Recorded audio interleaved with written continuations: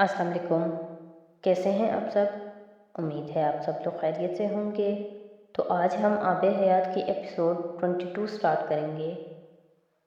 وہ دوسری طرف جیسے اپنے آنسوؤں اور آواز پر قابو پانے کی کوشش کر رہی تھی۔ کیوں رو رہی ہو؟ سالار کی واقعی کچھ سمجھ میں نہیں آیا کہ وہ کیوں رو رہی ہے۔ رات جھگڑے کا اختتام بے حد خوشگوار انداز میں ہوا تھا۔ وہ صبح دروازے تک مسکرا کر اسے رخصت کرنے آئی تھی، پھر اب وہ الجھ رہا تھا۔ دوسری طرف امامہ کی سمجھ میں نہیں آ رہا تھا کہ وہ اسے اپنے رونے کا کیا جواز پیش کرے۔ اس سے یہ تو نہیں کہہ سکتی تھی کہ وہ اس لیے رو رہی ہے کہ کسی نے اسے گھر والی کہا ہے۔ سالار یہ بات نہیں سمجھ سکتا تھا، کوئی بھی مرد نہیں سمجھ سکتا تھا۔ مجھے امی اور ابو یاد آ رہے ہیں۔ سالار نے بے اختیار ایک گہرا سانس لیا۔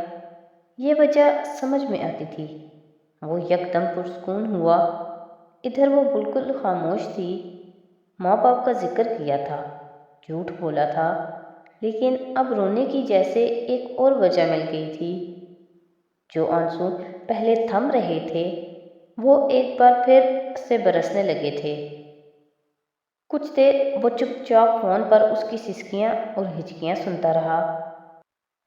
وہ اس غیر ملکی بینک میں انویسٹمنٹ بینکنگ کو ہیڈ کرتا تھا۔ چھوٹے سے چھوٹا انویسٹمنٹ اسکیم پکڑ سکتا تھا۔ خسارے میں جاتی بڑی سے بڑی کمپنی کے لیے بیل آؤٹ پلان کر سکتا تھا۔ کمپنیز کے مرجر پیکیجز تیار کرنا اس کے بائیں ہاتھ کا کام تھا۔ وہ 0.1% کی ریسیشن کے ساتھ ورلڈ اسٹاک مارکیٹ کے ٹریڈز کی پیش بینی کر سکتا تھا۔ مشکل سے مشکل سرمایہ کار کے ساتھ سودا طے کرنے میں اسے ملکہ حاصل تھا۔ لیکن شادی کے اس ایک ہفتے کے دوران ہی اسے یہ اندازہ ہو گیا تھا کہ وہ امامہ کو روتے ہوئے چپ نہیں کرا سکتا۔ نہ وہ ان آنسوؤں کی وجہ ڈھونڈ سکتا تھا، نہ انہیں روکنے کے طریقے اسے آتے تھے۔ وہ کم از کم اس میدان میں بالکل اناڑی تھا۔ ملازمہ نے گھر صاف کیا تھا آج؟ ایک لمبی خاموشی کے بعد اس نے امامہ کی توجہ رونے سے ہٹانے کے لیے جس موضوع اور جملے کا انتخاب کیا وہ احمقانہ تھا۔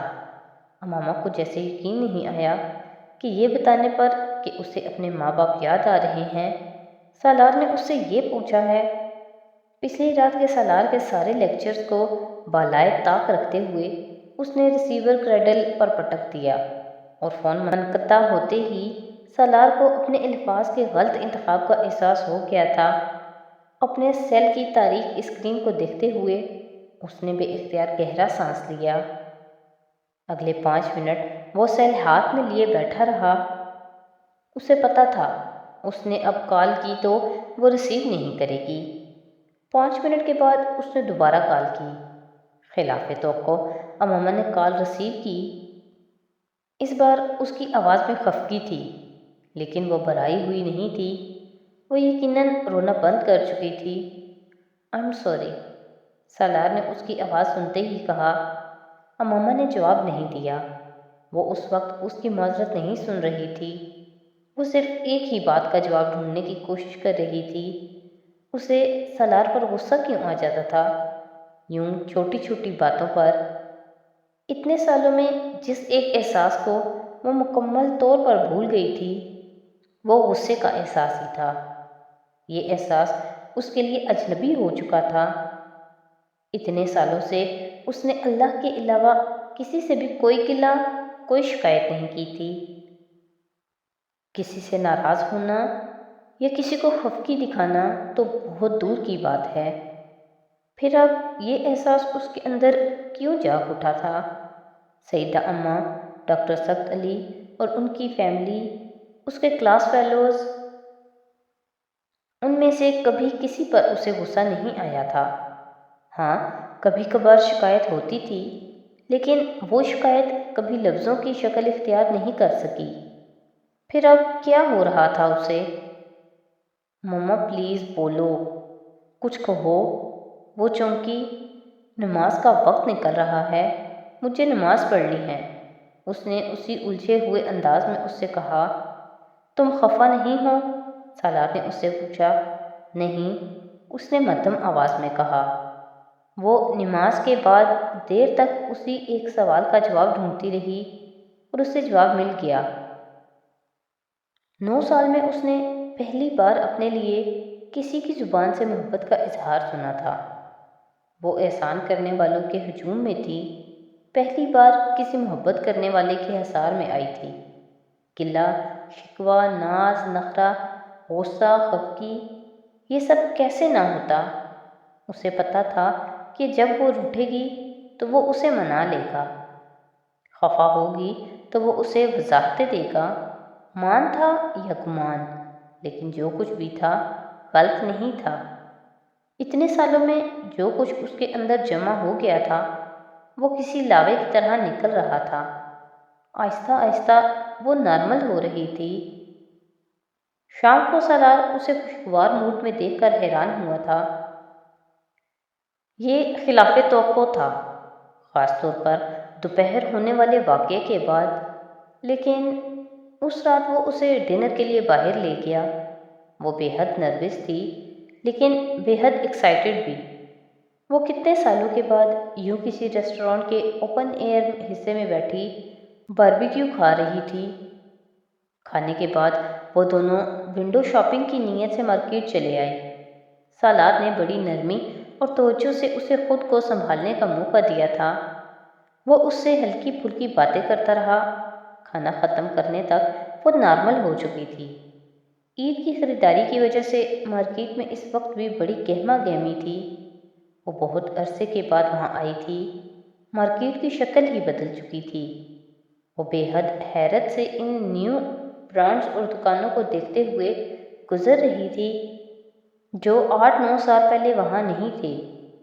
ڈاکٹر سعد علی کی بیٹیاں یا سیدہ اماں کے بیٹے اپنی فیملیز کے ساتھ جب بھی آؤٹنگ کے لیے باہر نکلتے وہ اسے بھی ساتھ لے جانے کی کوشش کرتے، لیکن ان کے ساتھ باہر نہ جانے کا فیصلہ اس کا اپنا ہوتا تھا۔ وہ ان میں سے کسی کے لیے مزید کسی مصیبت کا باعث نہیں بننا چاہتی تھی۔ شادی کو وہ صرف رہنے کی جگہ کی تبدیلی سمجھ رہی تھی۔ حالات کی تبدیلی کے بارے میں اس نے کبھی نہیں سوچا تھا، لیکن معجزات ہوتے ہیں، شاذ و نادر ہی صحیح، لیکن ہوتے ضرور ہیں۔ کچھ لوگ ہی، سالار کی آواز پر وہ بے اختیار چونکی۔ ہاں، کافی، اس نے جھجک کر کہا۔ میں شاپنگ کی بات کر رہا تھا، اس نے کہا۔ نہیں، میرے پاس سب کچھ ہے، امامہ نے مسکرا کر کہا۔ وہ تو اب میرے پاس بھی ہے۔ اس کے چہرے پر بے اختیار سرخی دوڑی تھی۔ تمہیں میری تعریف اچھی لگی؟ سالار، باز آؤ، میں نے تمہیں یہاں تعریف کرنے کو کہا تھا، وہ بے ساختہ جھیپی۔ تم نے جگہ نہیں بتائی تھی، صرف یہ کہا تھا کہ مجھے تمہاری تعریف کرنی چاہیے۔ وہ اسے چھیڑتے ہوئے محفوظ ہو رہا تھا۔ امامہ نے اس بار گردن موڑ کر اسے نظر انداز کیا۔ اس کے ساتھ چلتے چلتے ایک شو کیس میں ڈسپلے پر لگی ایک ساڑی دیکھ کر وہ بے ساختہ رکی۔ کچھ دیر ستائشی نظروں سے اس کاہی رنگ کی ساڑی کو دیکھتی رہی۔ وہاں شو کیس میں لگی یہی وہ شے تھی جس کے سامنے وہ یوں ٹھٹک کر رک گئی تھی۔ سالار نے ایک نظر اس ساڑی کو دیکھا، پھر اس کے چہرے کو، اور بڑی سہولت کے ساتھ کہا، مجھے لگتا ہے یہ ساڑی تم پر بہت اچھی لگے گی، آؤ لیتے ہیں۔ وہ گلاس ڈور کھولتے ہوئے بولا۔ نہیں، میرے پاس بہت سے فینسی کپڑے ہیں، امامہ نے اس کے بازو پر ہاتھ رکھتے ہوئے کہا۔ لیکن میں نے تو کچھ نہیں دیا تمہیں شادی پر، اس لیے کچھ دینا چاہتا ہوں۔ وہ اس بار بول نہیں سکی۔ وہ ساڑی اسے واقعی بہت اچھی لگی تھی۔ اس بوتیک سے انہوں نے صرف 2 ساڑی ہی نہیں خریدیں بلکہ چند اور سوٹ بھی لیے تھے۔ دوسری بوتیک سے گھر میں پہننے کے لیے کچھ ریڈی میڈ ملبوسات، کچھ سویٹرز اور جوتے۔ مجھے پتہ ہے تمہارے پاس کپڑے ہیں، لیکن تم میرے خریدے ہوئے پہنو گی تو مجھے زیادہ اچھا لگے گا۔ یہ سب میں اپنی خوشی کے لیے کر رہا ہوں۔ तुम्हें खुश करने की कोशिश नहीं कर रहा। उसके पहले एतराज़ पर सालार ने बेहद रसानियत से कहा था। अम्मा ने इसके बाद एतराज़ नहीं किया। उसे कुछ झिझक थी, लेकिन थोड़ी देर में ये झिझक भी ख़त्म हो गई। फिर उसने सारी चीज़ें अपनी पसंद से ली थीं। मुझे तुम पर हर चीज़ अच्छी लगती है, सो तुम मुझसे मत पूछो। उसने सालार की पसंद पूछी तो वो मुस्कुराते हुए बोला, लाउंज की खिड़कियों पर कर्टन्स लगा लें। अम्मा को याद आया, ब्लाइंड से क्या इशू है तुम्हें? वो चौंका। कोई नहीं, लेकिन मुझे कर्टन्स अच्छे लगते हैं, खूबसूरत है। क्यों नहीं? सालार ने अपनी दिली तासुर छुपाते हुए मुस्कुरा कर कहा। वो उसे कह नहीं सका कि उसे पर्दों से चिढ़ थी। रात 11:15 एक कैफ़े में कॉफ़ी और टिरामिसू खाने के बाद वो तकरीबन 12:30 घर वापस आए। लाहौर तब तक एक बार फिर धुंध में डूब चुका था, लेकिन जिंदगी के रास्ते से धुंध झटने लगी थी। घर आने के बाद भी वो बेमकसद इन चीज़ों को खोलकर सोफे पर बैठ गई। कितने सालों बाद वो मिलने वाली किसी चीज़ को तशक्कुर और एहसानमंदी के बोझ के साथ नहीं, बल्कि इस्तेहकाक के एहसास के साथ देख रही थी। औरत के लिए बहुत सारी नेमतों में से एक नेमत उसके शोहर का उसकी ज़ात पर पैसे खर्च करना भी है, और यह नेमत क्यों था वो उसे आज समझ पाई थी। डॉक्टर सब्त अली और उनकी बीवी हर सीज़न के आगाज़ में उसे कपड़े और दूसरी चीज़ें खरीद कर देते थे। सईदा अम्मा भी उसके लिए कुछ न कुछ लाती रहती थीं। उनके बेटे और डॉक्टर सब्त अली की बेटियां भी उसे कुछ न कुछ भेजती रहती थीं, लेकिन उनमें से किसी चीज़ को हाथ में लेते हुए उसने ऐसी खुशी या सुकून महसूस नहीं किया था। वो खैरात नहीं थी, लेकिन वो हक भी नहीं था। वो एहसास था, और वो इतने सालों में भी अपने वजूद को एहसानों का आदी नहीं बना सकी थी। बेशक वो उसकी ज़िंदगी का हिस्सा ज़रूर बन गए थे। ये कैसा एहसास था जो इन चीज़ों को गोद में लिए इसे हो रहा था? खुशी, आज़ादी, इत्मीनान, सुकून, या कोई ऐसी शय थी जिसके लिए उसके पास लफ्ज़ नहीं थे। क्या देख रही हो तुम? सालार कपड़े तब्दील करके वॉशरूम से निकल आया था। वो ड्रेसिंग रूम की लाइट ऑफ करके कमरे में आते हुए उसने अम्मा को उसी तरह सोफे पर बहुत सारी चीज़ें फैलाए बैठे देखा। वो हैरान सा हुआ। वो जब से आई थी इस वक्त से इन चीज़ों को लेकर बैठी हुई थी।